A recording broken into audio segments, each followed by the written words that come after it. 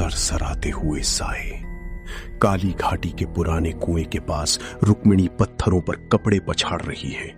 उसकी 7 साल की बेटी तारा पास ही सूखी टहनियों से खेल रही है। देवकी वहीं चौपाल की सीढ़ियों पर बैठी सूखी मिट्टी पर कोयले से अजीब से चक्र बना रही है। चाची, तुम फिर से जमीन पर ये अजीब लकीरें खींचने लगी?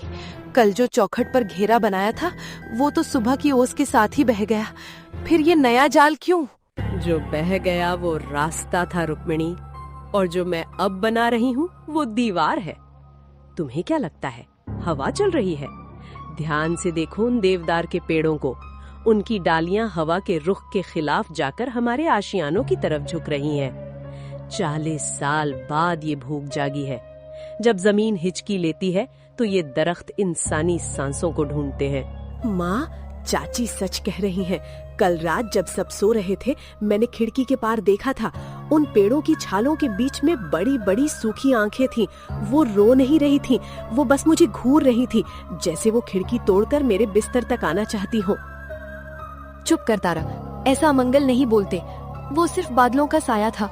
जब तक हम गांव के बीचों बीच खड़े उस सदियों पुराने महाबरगद की छांव में हैं, ये जंगल हमारा कुछ नहीं बिगाड़ सकता। चलो घर चलो।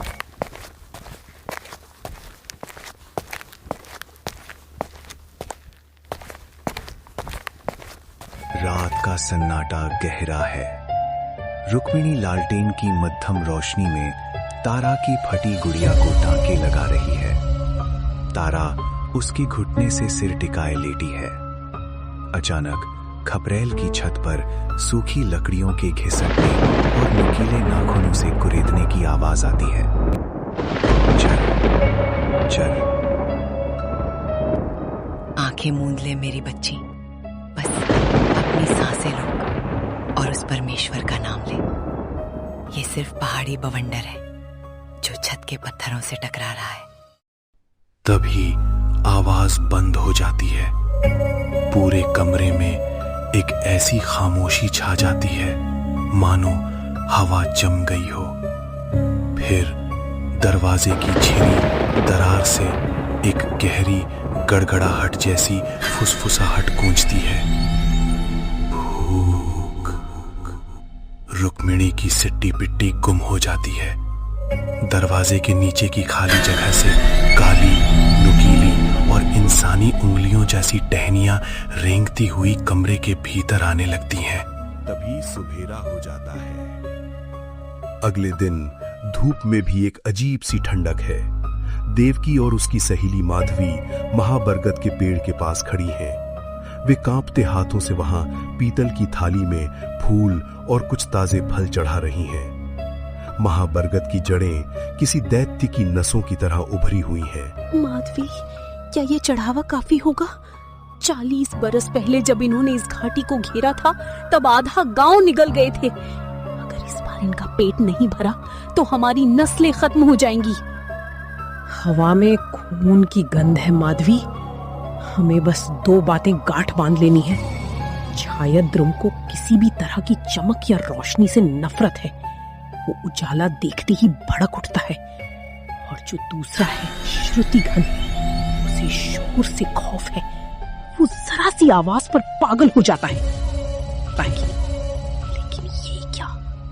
देवकी की नजर ऊपर एक डाल पर जाती है। देखो ऊपर।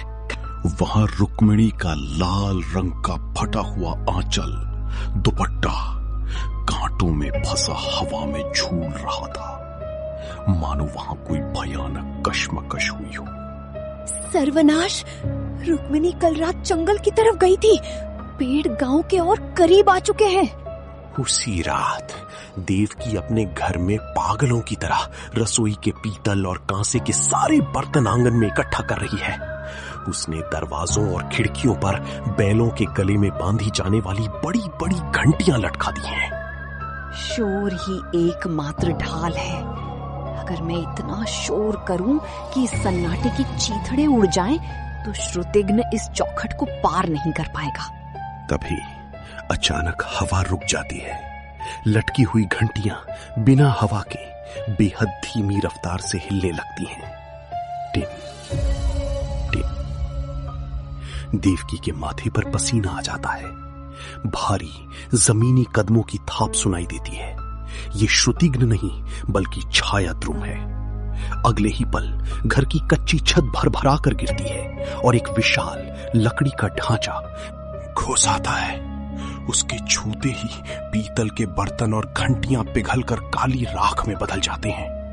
देव की जान बचाकर एक पुराने धूल जमे आदमकद आईने के पीछे छिप जाती है, लेकिन जैसे ही छायाद्रुम का चेहरा आईने के सामने आता है, उसकी अपनी परछाई की धुंधली चमक उसे और अधिक हिंसक बना देती है। दूसरी तरफ घने और काले जंगल के बीच रुक्मणी बदहवास दौड़ रही है। उसकी सांसें उखड़ रही हैं, पैर कांटों से लहूलुहान हैं। तारा, कहाँ है तू मेरी बच्ची? ओ तारा, मुझे ले जाओ, पर मेरी बेटी को छोड़ दो। तभी उसके ठीक सामने एक विशाल पेड़ आकर जमीन से उग जाता है, जो एक पल पहले वहां था ही नहीं। जब रुक्मिणी ऊपर देखती है तो पेड़ के तने पर एक डरावनी इंसानी आकृति उभरती है। ये श्रुतिघ्न है। वो अपनी टहनियों जैसे पंजे उसकी तरफ बढ़ाता है, पर रुक्मिणी फुर्ती से कंटीली झाड़ियों के नीचे से रेंगकर भाग निकलती है। वो दौड़कर लकड़हारों के एक पुराने जर्जर लकड़ी के कीबिन शेड के अंदर घुस जाती है। अंदर घुटन है। तभी उसे किसी के सिसकने की आवाज आती है। मेज के नीचे झांकते ही उसे तारा मिलती है। रो मत मेरी जान, माँ आ गई है, अब कुछ नहीं होगा। माँ, वो दोनों बाहर हैं। एक को बस चमकती हुई चीजें चाहिए और दूसरा हमारी धड़कनें सुनने की कोशिश कर रहा है। अगर हम सांस भी जोर से लेंगे तो श्रुतिघ्न हमें ढूंढ लेगा।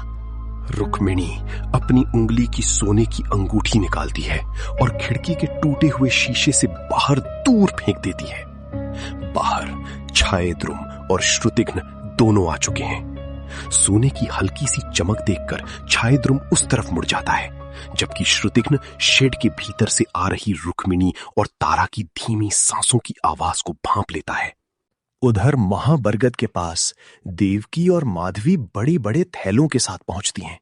देवकी के हाथ में एक विशाल पुराना नगाड़ा ढोल है और माधवी के पास कई बड़े आईने। देवकी से, जब मैं इस नगाड़े पर चोट करूं तो पीछे मत हटना, श्रुतिघ्न का मत हटना। श्रुतिघ्न का ध्यान इस आवाज से भटकेगा। उसी वक्त तुम्हें आईने का रुख छायाद्रुम की तरफ करना होगा, ताकि वो अपनी ही परछाई के जाल में अंधा हो जाए। ये काली घाटी की आखिरी रात होगी, या तो हमारी या उनकी। अगर हम चूके देवकी तो सुबह इस गांव में कोई सूरज देखने के लिए जिंदा नहीं बचेगा। देवकी पूरी ताकत से नगाड़े पर लकड़ी मारती है। धम धम धम। पूरा जंगल इस भयंकर आवाज से कांप उठता है। शेड पर हमला करने वाले छायाद्रुम और श्रुतिघ्न के कदम ठिठक जाते हैं। नगाड़े की आवाज सुनकर श्रुतिघ्न तड़प उठता है और अपनी कानों जैसी छालों को टहनियों से ढकने लगता है। वे दोनों गुस्से में पागल होकर नगाड़े की दिशा में दौड़ पड़ते हैं। जैसे ही दोनों राक्षस देवकी और माधवी के सामने आते हैं, जमीन फटने लगती है। माधवी तुरंत आईनों का स्टैंड छायाद्रुम के चेहरे के ठीक सामने कर देती है। आईने से परावर्तित हुई रोशनी और खुद की परछाई को देखकर छायाद्रुम चीख उठता है।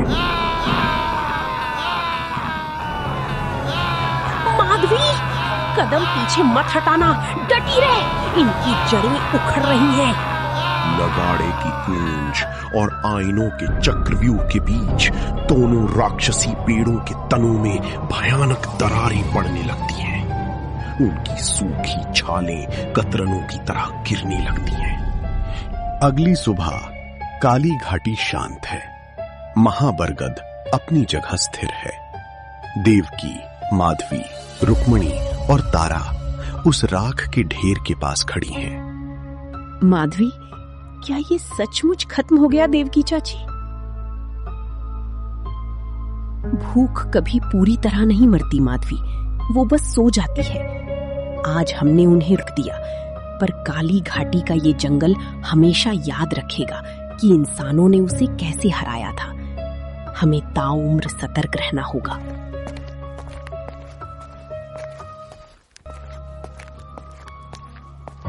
शहर का एक रिसर्चर आधुनिक कैमरे और उपकरणों के साथ काली घाटी की गहरी नदी के किनारे पहुंचता है। वो वहां एक पत्थर पर बैठता है, अपने लाइटर से सिगरेट जलाता है। लाइटर की धातु से एक तेज चमक निकलती है। तभी शांत नदी का पानी अचानक खौलने लगता है। पानी के भीतर से कुछ काला टहनियों जैसा उभरा हाथ ऊपर आता है। उस आदमी की सिगरेट पानी में गिर जाती है और इससे पहले कि वो चिल्ला पाता, उसके पैरों से हरी काई और सूखी जड़ें लिपट जाती हैं। एक भयानक चीख के साथ वो आदमी नदी के अतल गहरे काले पानी के भीतर खींच लिया जाता है। नदी का पानी फिर से शांत हो जाता है, मानो कुछ हुआ ही ना हो।